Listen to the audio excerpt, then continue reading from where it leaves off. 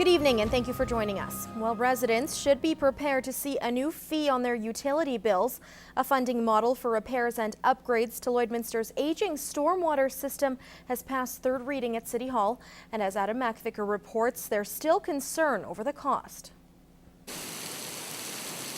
When it comes to stormwater, we don't think much of it. Down the drain it goes to be discharged out of the city. We only notice when there's a problem with the system. The City of Lloydminster's stormwater system is old and in need of over $57 million worth of upgrades.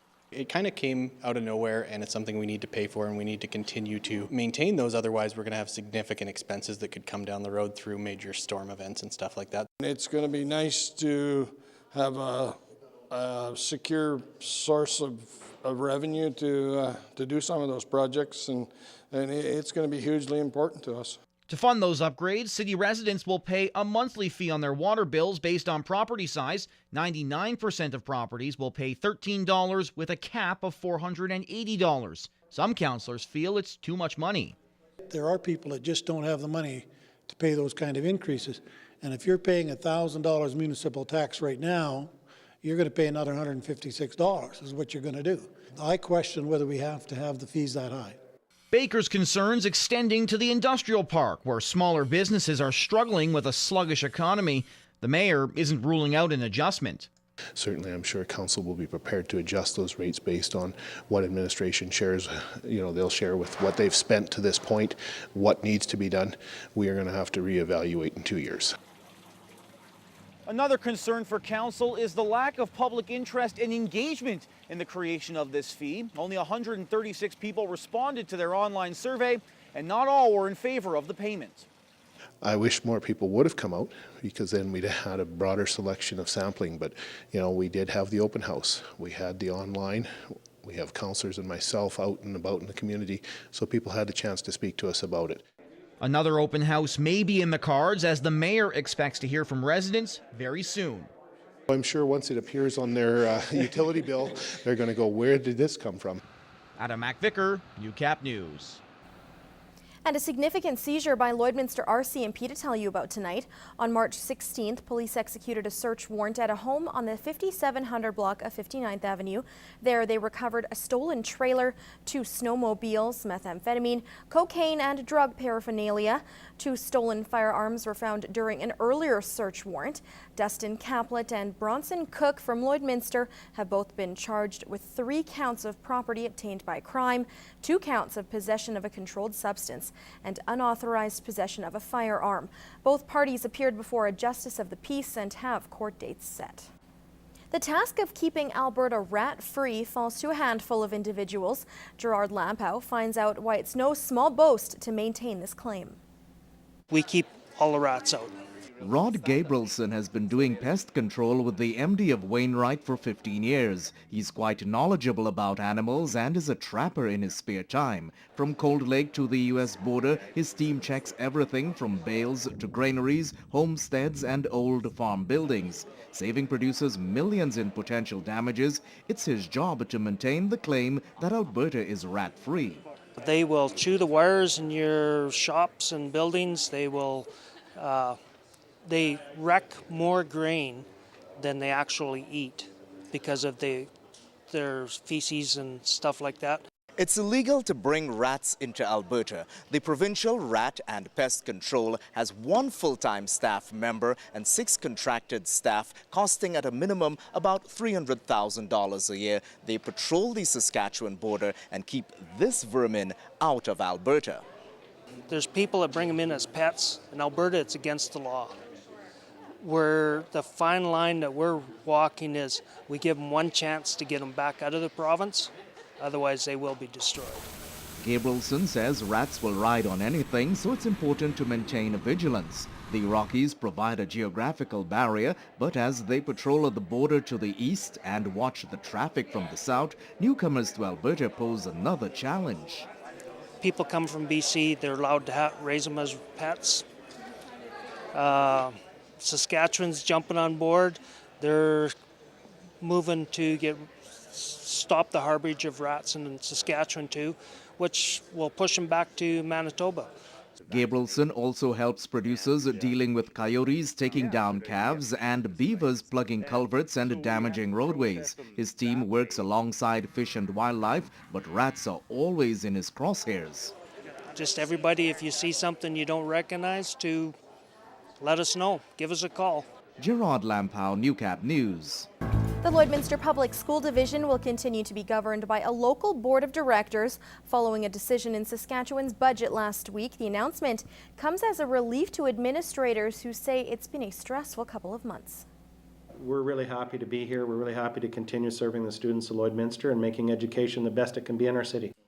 Director of Education Todd Robinson says the hundreds of letters sent to MLAs and all the parent feedback made a difference in keeping the board local. The reality is that if Lloydminster residents didn't weigh in with their opinion and their value for locally elected school boards and the system that's in place in Lloydminster that's been refined over a number of years through the charter, this simply may have went in another direction. He adds the vocal community support has helped to raise awareness of the border city for future provincial decisions. And I would say that's maybe one of the positive outcomes out of this, is that more people than ever understand some of the implications of just making changes and not considering the context of Lloydminster. Though LPSD receives less funding from the Saskatchewan government, Robinson says he's confident the division will continue to provide options for their students. While many would agree that poutine is a very Canadian dish, now a local business is celebrating with an event leading up to Canada's 150th birthday by dedicating a whole week to the national treasure. In partnership with the City of Lloydminster, the Golf and Curling Club is hosting Poutine Week until Friday. The menu has 10 different kinds that fit for breakfast all the way to dinner. Everything ranging from the fireman's poutine, which is really spicy, to a cheeseburger poutine, to even a dessert poutine. With the curling season winding down and golf season starting up, they don't usually have many customers, but McKechnie says that this week they've been very busy with people sampling all the different types. Now this Friday, they will also host another Canada 150 event. So in addition to celebrate this week, have glow curling as well as squash for $1.50 for anyone who comes out. Head to the City of Lloydminster's Facebook page for more details. And we have 2 more animals showcased for adoption in this week's Pet Project. Skippy is an 11-month-old pup and Sloan is a 1-year-old domestic short-haired cat. Here's John from the SPCA.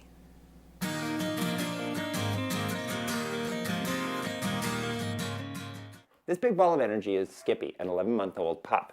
Skippy is a glass-half-full kind of pup.